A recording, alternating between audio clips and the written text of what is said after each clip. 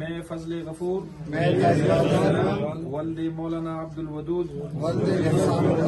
اللہ تعالیٰ کو حاضر و ناظر جان کر صدق دل سے یہ حلفیہ اقرار کرتا ہوں کہ میں دین اسلام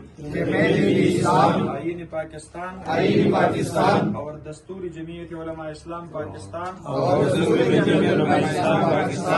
اس میں دیے گئے اغراض و مقاصد اور اہداف پر نہ صرف مکمل یقین رکھتا ہوں بلکہ اسلامی جمہوریہ پاکستان اور جمعیت علماء اسلام سے